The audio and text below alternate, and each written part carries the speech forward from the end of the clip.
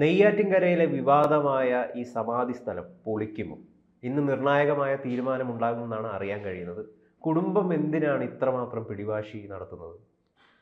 അത് പൊളിക്കുമോ എന്നുള്ള കാര്യത്തിൽ ഉത്തരം അത് പൊളിക്കും എന്ന് തന്നെയാണ്. തീർച്ചയായിട്ടും അതൊരു നിയമപ്രശ്നമായി മാറിയിരിക്കുകയാണ്, ഒരു സാമൂഹ്യ പ്രശ്നമായി മാറിയിരിക്കുകയാണ്. ഒരു കുടുംബത്തിൻ്റെ മാത്രം വിഷയമല്ല അതിപ്പോൾ, അത് ഒരു നാട്ടുകാരുടെ സാമൂഹ്യ വിഷയമായിട്ട് മാറ്റിയിരിക്കുകയാണ് അതിനകത്ത്. പക്ഷെ ഒരു ചെറിയൊരു കാര്യം എനിക്ക് പറയാനുണ്ട്. ചെറുതല്ല അത് വാസ്തവത്തിൽ. ഭരണകൂടം വളരെ നിസ്സാരമായി, ഒട്ടും ഗൗരവം കൊടുക്കാതെ അതിനെ കൈകാര്യം ചെയ്തു എന്നുള്ളതാണ്. അതാണ് ഈ സ്ഥിതി ഇത്രയും വഷളാക്കിയത്. ഇതിനൊക്കെ ചില നടപടിക്രമങ്ങളില്ലേ? നമ്മുടെ രാജ്യത്ത് നിയമം വാഴ്ചയുള്ളൊരു രാജ്യമല്ലേ നമ്മുടേത്? ആ നിയമം അനുസരിച്ചല്ലേ കാര്യങ്ങൾ ചെയ്യേണ്ടത്? ഇങ്ങനെ ഒരു സംശയം ഉണ്ടായി, അല്ലെങ്കിൽ ഒരു ദുരൂഹത ആരോപിക്കപ്പെട്ടു, അതെങ്ങനെയാണ് കൈകാര്യം ചെയ്യേണ്ടത്? അതിനൊരു സംവിധാനം ഈ രാജ്യത്തില്ലേ? നമ്മൾ നാളെ ഒരു മരണത്തിൽ ഒരു ക്രിസ്ത്യൻ വിഭാഗത്തിൽപ്പെട്ട ഒരാൾ മരിച്ചു, അദ്ദേഹത്തിൻ്റെ അടക്കം കഴിഞ്ഞു, ആചാരപരമായിട്ട് പള്ളിയിൽ സെമിത്തേരിയിൽ കൊണ്ടുവന്ന് അത് അടക്കി. അപ്പോൾ അതിനുശേഷം ഒരു സംശയം ഉയർന്നു, അപ്പോൾ പരാതി വന്നു. പോലീസ് നേരെ ചെന്ന് കല്ലറ കുത്തിപ്പൊളിക്കുമോ? അങ്ങനെ സംഭവിക്കുമോ? ഇല്ലല്ലോ. പകരം എന്താണ്? അങ്ങനെ നടപടിക്രമങ്ങളുണ്ട്. അത് FIR ഇട്ട് അതിൻ്റേതായ മാർഗങ്ങളിലൂടെ അത് പോയി, ഞാനത് വിശദീകരിക്കുന്നില്ല, മാർഗങ്ങളിൽ പോയി അത് കളക്ടർ വരെ അതിനകത്ത് ഇടപെടും. ADM, RDO ഇവരൊക്കെ ഇടപെടും. ഉയർന്ന റവന്യൂ ഉദ്യോഗസ്ഥരും പോലീസ് ഉദ്യോഗസ്ഥരും അതിനകത്ത് ഇടപെടും. മജിസ്ട്രേറ്റിൻ്റെ മുമ്പിൽ അതെത്തും. എന്നിട്ട് കൃത്യമായ നടപടിക്രമങ്ങളിലൂടെ അതെല്ലാം പാലിച്ച് ആചാരപരമായിട്ട് തന്നെ ആ കല്ലറ തുറന്ന് ആ മൃതദേഹം പുറത്തെടുത്ത് പോസ്റ്റ്മോർട്ടം ചെയ്യും. ഇതിൽ എന്ത് ഗൗരവതയാണ് ഈ ഭരണകൂടം കാണിക്കാതിരുന്നത്? കാരണം ഇതിൽ ഈ ഗോപൻ സ്വാമിയെ മിസ്സിങ് എന്നുള്ള രീതിയിലാണ് കേസ് രജിസ്റ്റർ ചെയ്തിരിക്കുന്നത്. കളക്ടറിന്റെ അനുമതി തേടി കുടുംബക്കാർക്ക് നോട്ടീസ് നൽകിയിട്ടുണ്ട്, പോസ്റ്റ്മോർട്ടം നടത്തണമെന്ന് ആവശ്യം. അത് തെറ്റാണ്. മാധ്യമങ്ങളിൽ വരുന്ന റിപ്പോർട്ട് ശരിയാണോ എന്നുള്ളത് പരിശോധിച്ച് നോക്കേണ്ടതാണ്. കുടുംബത്തിൻ്റെ മൊഴിയെടുത്തു, നാട്ടുകാരുടെ മൊഴിയെടുത്തു പരാതി ഉയർന്നപ്പോൾ. എന്നിട്ട് നേരെ ചെന്ന് സമാധി സ്ഥലം പൊളിക്കാൻ തീരുമാനിച്ചു. അങ്ങനെയല്ലല്ലോ. വളരെ വ്യക്തമായിട്ട് ഹിന്ദു സംഘടനകളുടെ നേതാക്കൾ പറയുന്നുണ്ട്, ഒരു നോട്ടീസ് പോലും കൊടുത്തിട്ടില്ല. പക്ഷെ ഇന്നലെ അവിടെ കളക്ടറൊക്കെ സാന്നിധ്യം ഉണ്ടായില്ല. സബ് കളക്ടർ പ്രശ്നം ഉണ്ടായപ്പോഴാണല്ലോ വന്നത്. അവിടെ നാട്ടുകാർ ഒരു വിഭാഗം സംഘടിച്ചത് പൊളിക്കണമെന്നും മറുവിഭാഗം ഇത് പൊളിക്കേണ്ടെന്നും വീട്ടുകാരിത് പൊളിക്കേണ്ടെന്നും ഇത് പൊളിക്കാൻ സമ്മതിക്കില്ലെന്നുമുള്ള ഒരു നിലപാടിലേക്ക് വന്ന് പരസ്പരം ഒരു സംഘർഷം ജനിക്കുമ്പോഴാണല്ലോ കൂടുതൽ ഉദ്യോഗസ്ഥരൊക്കെ അവിടെ എത്തിയത്. പിന്നെ സബ് കളക്ടർ വന്ന് തൽക്കാലം അത് നിർത്തിവെച്ചു. എന്നിട്ട് പറഞ്ഞു, അപ്പോൾ ഹിന്ദു സംഘടനകളുടെ നേതാക്കൾ പറഞ്ഞു, ഇത് നടപടിക്രമങ്ങൾ പാലിച്ച് ചെയ്യാം, അല്ലാതെ നിങ്ങൾ വന്ന് ഒരു സുപ്രഭാതത്തിൽ വന്ന് എവിടെന്നെങ്കിലും ആരെങ്കിലും ഒരു പരാതി തന്നെന്നും പറഞ്ഞ് ഇത് ചെയ്യാൻ പറ്റില്ല. അതെന്താ ഈ ഹിന്ദുവിൻ്റെ പുറത്തേക്ക് മാത്രം, എന്താ ഈ നെഞ്ചത്തേക്ക് മാത്രം എന്തിനാ ഈ കയറ്റം? ഞാൻ ചോദിക്കുന്നത്, മറ്റ് മതസ്ഥർക്കും ഒക്കെ ആചാരങ്ങളും അനുഷ്ഠാനങ്ങളും ഉണ്ട്. അവരോടൊന്നും ഇങ്ങനെ കുതിര കയറാൻ പോകില്ലല്ലോ ഭരണകൂടം. ഇവിടെ ഇപ്പൊ കല്ലറ, ഇപ്പൊ ക്രിസ്ത്യാനികളുടെയും മുസ്ലിങ്ങളുടെയും ഒക്കെ കാര്യം പറഞ്ഞു. പൊതുവെ ഈ ഒരു രീതിയിലുള്ള അടക്കൽ സാധാരണ രീതിയിൽ ഹിന്ദു സമൂഹത്തിനിടയിൽ ഇല്ല. അപ്പൊ അവിടെ ആ ഒരു അപൂർവതയുണ്ട്. ആ അപൂർവതയാണ് ഇവിടുത്തെ വിഷയം. കാരണം ഇത്തരം സമാധികൾ നമ്മൾ ഗൗതം ചൂണ്ടിക്കാണിച്ചതുപോലെ എല്ലായിടത്തും നടക്കുന്ന ഒരു കാര്യമല്ല. ചില പ്രത്യേക സന്യാസിമാരാണ് കൂടുതലും ഇങ്ങനെ ഇരിക്കുന്നത്. പിന്നെ ഇത്തരത്തിലുള്ള ഈ ക്ഷേത്രവുമായി ബന്ധപ്പെട്ട് പൂജയും കാര്യങ്ങളും ഒക്കെ ചെയ്യുന്നവർ, അത്തരത്തിലുള്ള ഉപാസനാ മാർഗങ്ങൾ സ്വീകരിച്ചവരൊക്കെയാണ് സമാധിയാകുന്നതും അവരെ സമാധി ഇരുത്തുന്നതും. അങ്ങനെ പല കുടുംബങ്ങളിലുമുണ്ട്. പണ്ടൊക്കെ അങ്ങനെ കുടുംബങ്ങളിൽ സമാധിയാകുന്ന ആൾക്കാരുണ്ട്.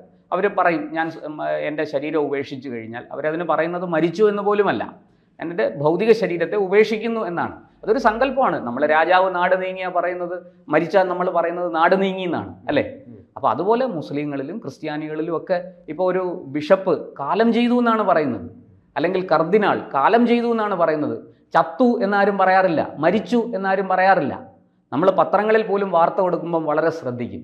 സാധാരണ ഒരാൾ മരിച്ചു എന്ന് നമ്മൾ പറയുന്ന, അപകടത്തിൽ മരിച്ചു അല്ലെങ്കിൽ എന്തെങ്കിലും കാരണവശാൽ മരിച്ചു എന്ന് പറയുന്നത് പോലെ ഇതുപോലെയുള്ള ഒരു ആത്മീയ ഇതിൻ്റെ തലപ്പത്തിരിക്കുന്ന ഒരാളിനെ നമ്മൾ അങ്ങനെ പറയാറില്ല. ഇതും അതുപോലെ അത്രയും ബഹുമാനം കൊടുക്കണം. കാരണം അദ്ദേഹം അവിടെ ഒരു പൂജ ഒക്കെ ചെയ്തിരുന്ന ആളാണ്. ഇനി അതിനകത്ത് എന്തെങ്കിലും ദുരൂഹതയുണ്ടെങ്കിൽ നടപടിക്രമങ്ങൾ പാലിച്ച് അത് പുറത്തെടുത്ത് പോസ്റ്റ്മോർട്ടം ചെയ്ത് ദുരൂഹതയുണ്ടെങ്കിൽ പോലീസ് അന്വേഷിക്കട്ടെ, അതിന് നിയമപരമായ നടപടികൾ സ്വീകരിക്കട്ടെ. അതിൽ ആരും എതിർക്കില്ല. പക്ഷേ ഇത് ഒരു സുപ്രഭാതത്തിൽ വന്ന് ഒരു പരാതി കിട്ടിയതിൻ്റെ മാത്രം അടിസ്ഥാനത്തിൽ രണ്ടുപേരുടെ മൊഴിയും എടുത്തിട്ട് നേരെ വന്നങ്ങ് അത് പൊളിക്കുക എന്ന് പറയുന്നത് ഒന്ന് ആലോചിച്ച് നോക്കൂ. ആ കുടുംബം, അവരുടെ മക്കളുണ്ട്, മരിച്ച ആളിന് മക്കളുണ്ട്, ഭാര്യയുണ്ട്, അടുത്ത ബന്ധുക്കളുണ്ട്.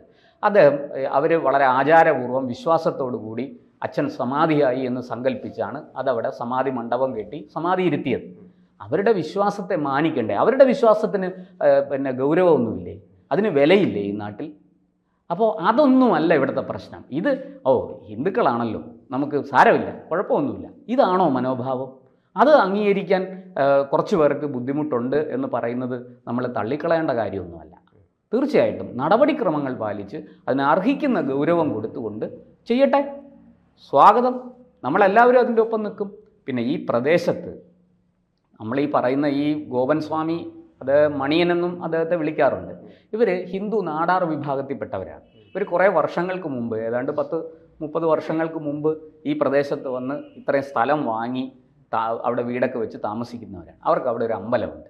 പണ്ടത് വളരെ പണ്ട് നാട്ടുകാരും ഒക്കെ അത് ആരാധിച്ചിരുന്നു. പിന്നെ എന്തോ പ്രശ്നത്തിൽ അവിടെ വഴക്കും ബഹളമൊക്കെ ആയി നാട്ടുകാരെ ഒഴിവാക്കി. എന്നിട്ട് അവർ കുടുംബത്തിൻ്റെ മാത്രം സ്വത്തായിട്ട് കരുതി അത് ചെയ്യുന്നു. നാട്ടിൽ നിന്ന് ഒരു പിരിവും അല്ലെങ്കിൽ നാട്ടുകാരുടെ ഒരു സംഭാവനയും സ്വീകരിക്കുന്നില്ല എന്നാണ് ഞാൻ മനസ്സിലാക്കുന്നത്.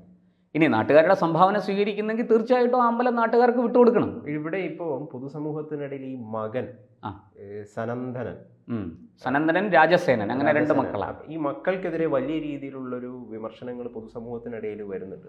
അതായത് എന്തിനാണ് ഈ മകൻ ഇതിലൊരു വർഗീയ ആംഗിൾ കാണുന്നത്? ഒരു പ്രത്യേക സമുദായത്തിനെ ക്രൂശിക്കുന്നു എന്ന് പറഞ്ഞുകൊണ്ട് അതിൽ ഗൗതം ചോദിച്ച ചോദ്യത്തിന് പ്രസക്തിയുണ്ട്. അതവിടെ മുമ്പ് നടന്ന ചില സംഭവങ്ങളുമായിട്ട് കൂട്ടിച്ചേർത്ത് വായിക്കേണ്ടതാണ്.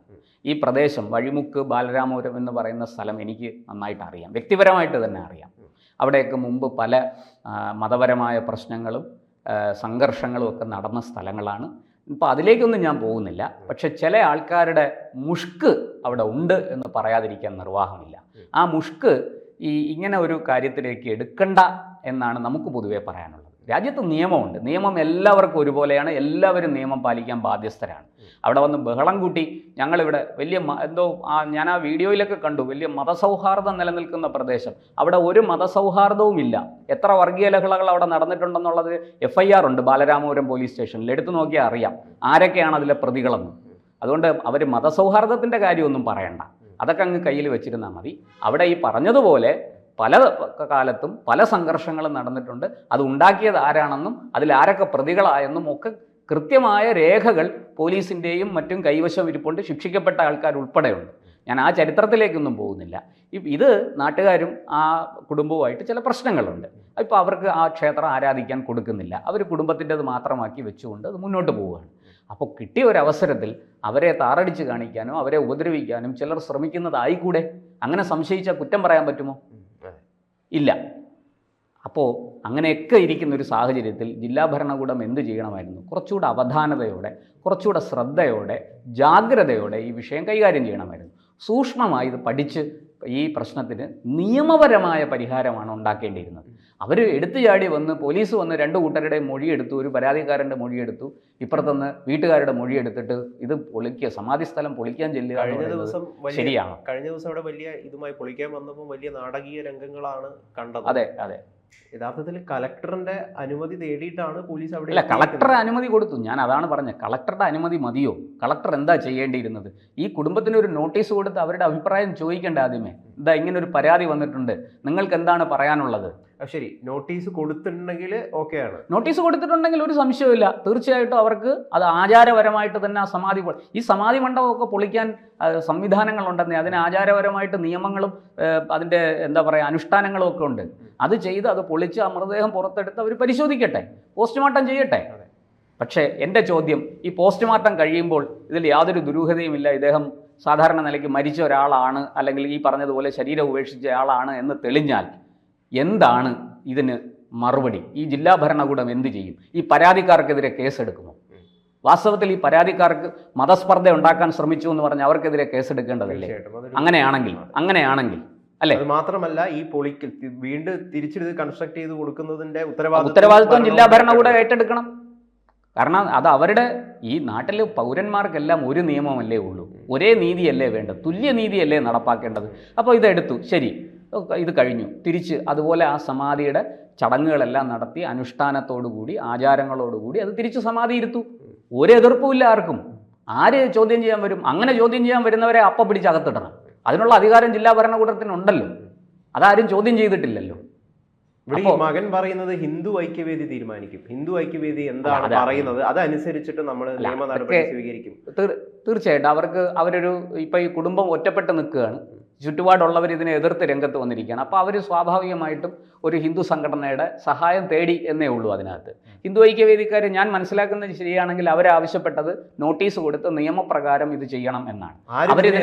ഇതിനെ എതിർക്കുന്നില്ല. അവർ ഈ സമാധി മണ്ഡപം പൊളിച്ച് അതിനകത്തുനിന്ന് ഇദ്ദേഹത്തിൻ്റെ ഭൗതിക ശരീരം എടുത്ത് പരിശോധിക്കുന്നതിനെ ആരും എതിർക്കുന്നില്ല.